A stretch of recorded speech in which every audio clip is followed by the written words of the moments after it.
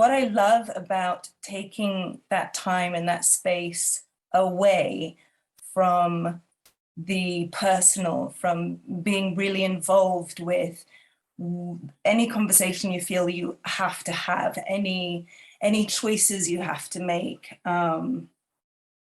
any changes you feel that you have to do and there's something that you have to do about it, is normally from that place of something more quiet and more neutral. It always looks completely different. The conversation that's had is always something different. The outcome is always different. And quite often the choices that I think I wanted or needed to make are always completely different and for the better. So it's just such a smoother ride. And quite often not the ending or the closing of something, it's a continuation. Because it just doesn't look the same. And because of that open, neutral conversation, it allows the other person to come back neutral and open too, where you see things more clearly in the moment. And it's not coming from a defensive place. It's not coming from a place that you've got to be heard. It's not coming from a place that a choice has to be made. Yeah, I really resonate with that. That's the corner we back ourselves into, isn't it? Is that almost that we've made the choice without the conversation, and then we're backing up the choice, so we can't hear that there's anything else available. Yeah, it's really good. Thing. I just could add another little bit to that, and because it just works in every area. Just every area of things that are happening. I'm thinking of, I've got some estate, closing of an estate issues going on. And even with that, you can get so riled up with it. But when you come to it, that's been my week. When you come to it, and if you just take that break away, you come to it and it just doesn't look so intense. And it just looks like there's other opportunities and stuff. I loved your sharing about your meeting with Elsie, Mama J. It's like, because what's so curious to me is how we do that. We think that the change comes from words that are said or something, rather than just actually the change comes from just the being together. And the mind just is always so much searching for something that it thinks it's going to get from hearing words or something, and then measures a value from that. So just hanging out seems like, well, what was the point of that? But actually it's the presence together, isn't it? That's the thing that does the shift, not the words. Yeah. I mean, the words might convey something that, I don't know, aids something, but it's not the words. But somehow that's what we look for, isn't it? Yeah. Yeah. And that's why I liked that bit in The Missing Link.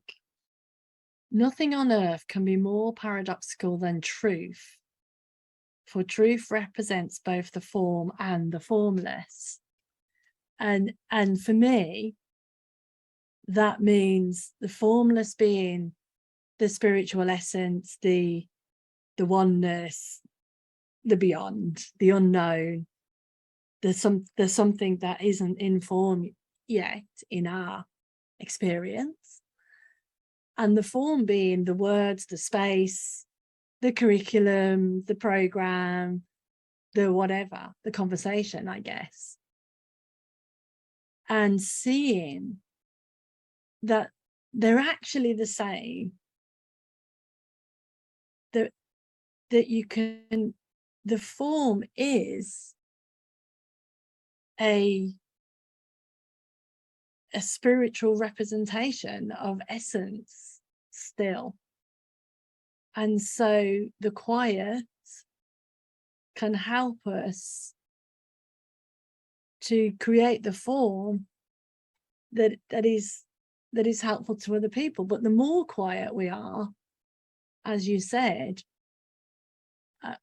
we had this conversation earlier, actually what happens in that silence, what happens in that space where there isn't any agenda or choice or rightness, is a slowing down to, what, use one of your words, Alfie, to a vibration, a slowing down to a space of where we both meet.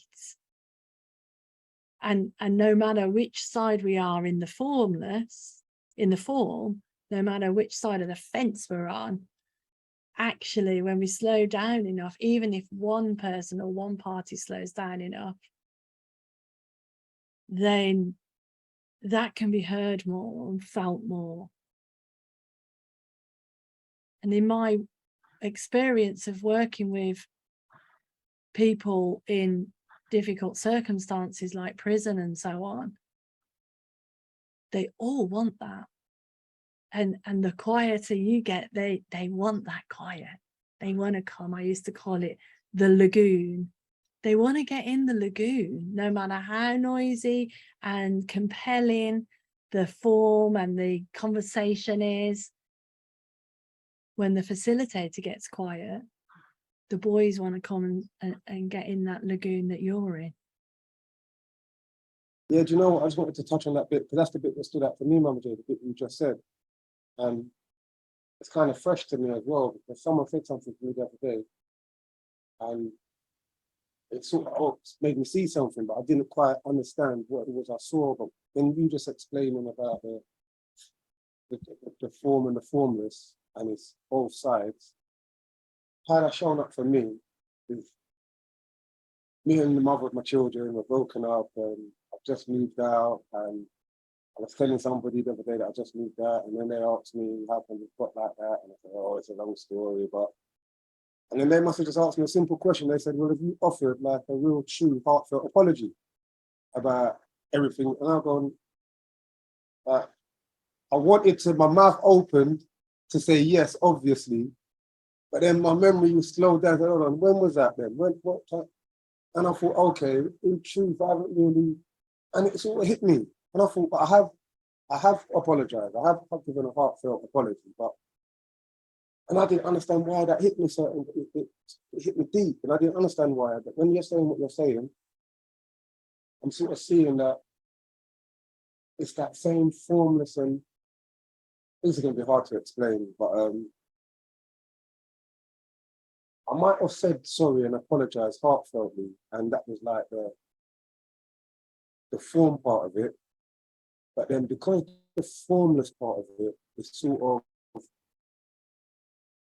expecting it to be seen straight away, and it's not being seen, so it's not acting from the same space where that apologies come from. So to her, I look like the same thing, and I couldn't understand that, because I've been on calls like this and I've sung like a bird, and everyone said, oh, that was a nice share, and I felt brilliant, and come off the call and she just had a go at me like and she's told me I'm the same person, you haven't changed, you're fake in front of those people.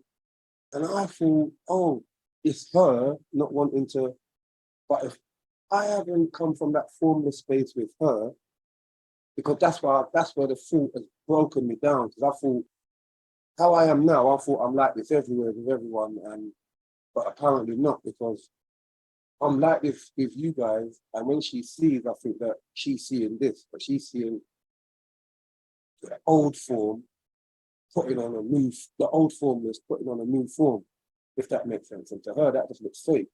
But I don't even know if this makes sense, but I couldn't see it like that. But to see that I'm not in this space, there's two different spaces I occupy basically. And I didn't know that.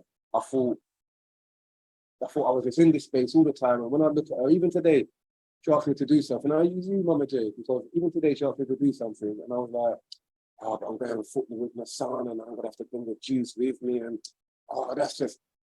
And I said, no, just sit with it. Don't say it. And then my son said something. He said, I don't want to go football now. I want to play with children.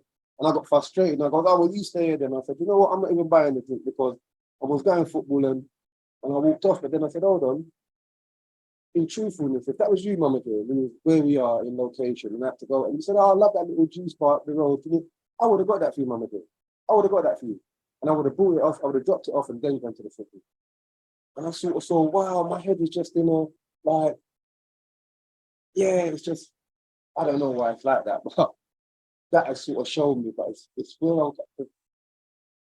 I'm coming from, that formless space. And since then, I've like made phone calls and I've inquired as to like how you're doing and just little things like that. It's coming from that formless space and it's showing up more genuine.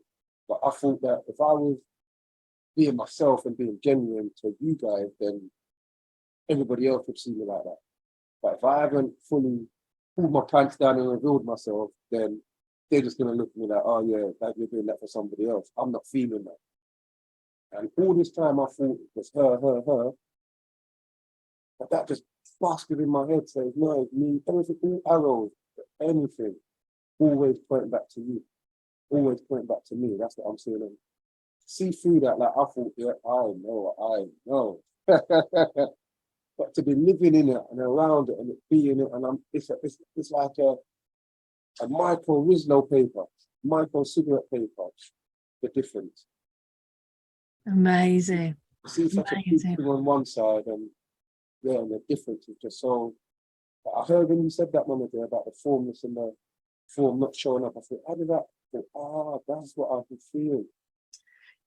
You said it, and what came to my mind was, have you really apologized without any agenda? And that's what we do, right? We apologize, but the agenda is, well, I've apologized now, so you should be feeling better. And you know what, Mama dear, because those apologies were probably issued in the early days, I probably said, yeah, the principles tells me that I'm going to apologize, everything's good, but you know what, we've got to forget the past and move on, right, let's back up. So to her, that hasn't really evolved. So to her, even though I'm seeing new things and I haven't really gone back and said, oh, well, you know, I shouldn't even have said that thing about it. You can't really just forget about the past. What it is about just being able to accept it. And I do apologize. And everything about my sentiment sort of spells that coming from that space. Right. I see that it doesn't. See that I'm way, way, way off the mark. And just by noticing it, I've showed up a little different. And yeah, that is just like, not even the weight off my shoulders. It was like always something I thought was her.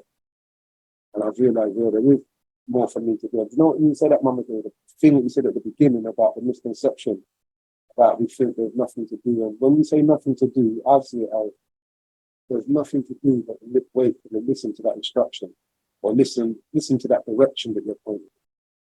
And then the action kicks in, then we know it. Sit down and just wait and say, I'm sitting down waiting. Yeah, that's like a fallacy that we brought ourselves into. But to just know what you're waiting for that little feeling, that little nudge, that little have a look in that direction. And then, yeah, go and explore that. Yeah, I love the conversation.